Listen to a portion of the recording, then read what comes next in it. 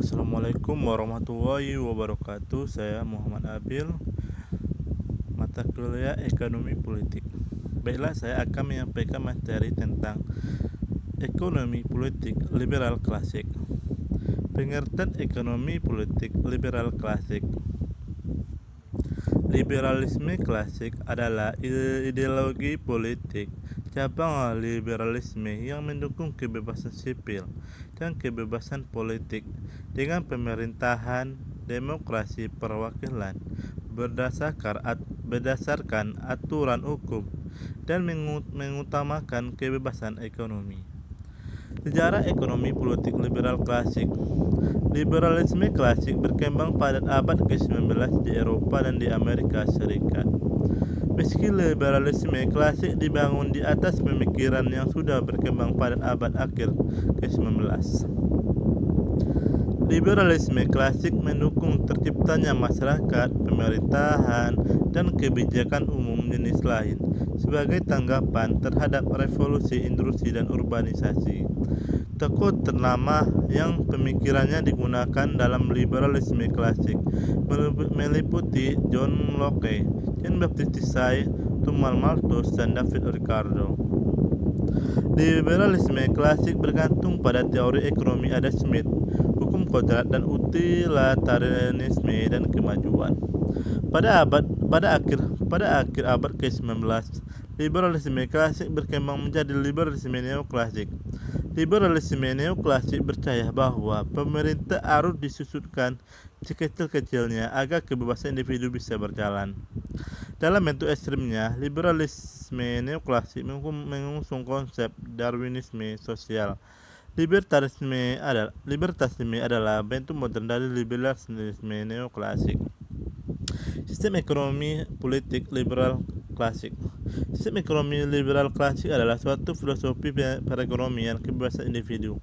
Teori ini juga bersifat membebaskan individu untuk bertindak sesuka hati, sesuai kepentingan dirinya sendiri, dan membiarkan semua individu untuk melakukan pekerjaan tanpa pembatasan yang nantinya dituntut untuk menghasilkan suatu hasil yang terbaik, yang ceteris paribus, atau dengan kata lain menyajikan suatu benda dengan batas minimum dapat diminati dan disukai oleh masyarakat atau konsumen. Ciri-ciri ekonomi politik liberal klasik. Yang pertama adalah semua sumber produksi adalah milik masyarakat individu. Yang kedua, masyarakat diberi kebebasan dalam memiliki sumber-sumber produksi. Tiga, pemerintah tidak ikut campur secara langsung dalam kegiatan ekonomi. 4. Masyarakat terbagi menjadi dua golongan, yaitu golongan pemilik sumber daya produksi dan masyarakat pekerja atau buruh. 5. Timbul persaingan dalam masyarakat, terutama dalam mencari keuntungan. 6. Kegiatan selalu mempertimbangkan keadaan pasar. 7. Pasar merupakan dasar setiap tindakan ekonomi. 8. Biasanya barang-barang produksi yang dihasilkan bermutu tinggi. Hitungan ekonomi politik liberal klasik. Yang pertama adalah menemukan inisiatif dan kreasi masyarakat dalam mengatur kegiatan ekonomi, karena masyarakat tidak perlu menunggu perintah atau komando dari pemerintah. 2. Setiap individu bebas memiliki sumber-sumber daya produksi yang nantinya akan mendorong partisipasi masyarakat dalam perekonomian. 3. Timbul persaingan semangat untuk masyarakat dari masyarakat. 4. Timbul persaingan semangat maju dari masyarakat. 5. Menghasilkan barang-barang bermutu tinggi karena adanya persaing semangat antar masyarakat. 6. Efisiensi dan efektivitas tinggi karena setiap tindakan ekonomi didasarkan bermotif mencari keuntungan. Kelemahannya ekonomi politik liberal klasik. Yang pertama, terjadinya persaingan bebas yang tidak sehat bila birokratnya korup atau korupsi. 2. Masyarakat yang kaya semakin kaya, yang miskin semakin miskin. 3. Banyak terjadinya monopoli masyarakat. 4. Banyak terjadinya gejolak dalam perekonomian karena kesalahan alokasi sumber daya oleh individu. 5. Pemerataan pendapatan sulit dilakukan karena persaingan bebas tersebut. Penerapan ekonomi politik liberal klasik yang ada di benua. Yang pertama yaitu benua Amerika Serikat, yaitu benua Amerika. Negara-negara yang menganut paham liberal di benua Amerika adalah Amerika Serikat, Argentina, Bolivia, Brazil, Chili, Kuba, Kolombia, Ekuador, Honduras, Kanada, Meksiko, Nicaragua, Panama, Paraguay, Peru, Uruguay, dan Venezuela. Sekarang ini kurang lebih liberalisme juga dan oleh negara Aruba, Bahamas, Republik Dominika, Greenland, Grenada, Costa Rica, Puerto Rico, dan Suriname.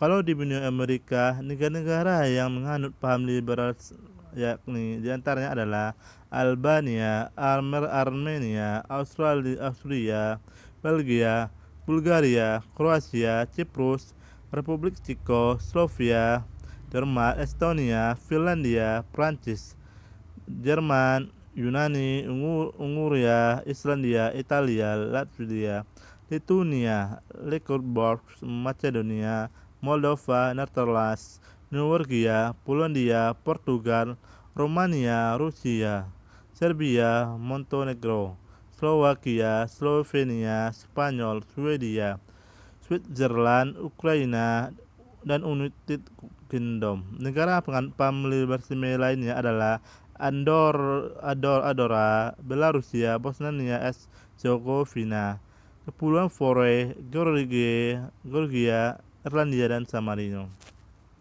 Kalau di Asia adalah negara-negara yang menganut paham liberalisme di Asia antara lain adalah India, Iran, Israel, Jepang, Korea Selatan, Filipina, Taiwan, Thailand, dan Turki. Saat ini banyak negara di Asia yang mulai berpaham liberalisme antara lain adalah Myanmar, Kamboja, Hong Kong, Malaysia, dan Singapura. Kalau di benua Afrika, sistem ekonomi liberal terbilang masih baru di Afrika. Pada dasarnya, liberalisme hanya dianut oleh mereka yang tinggal di Mesir, Senegal, dan Afrika Selatan.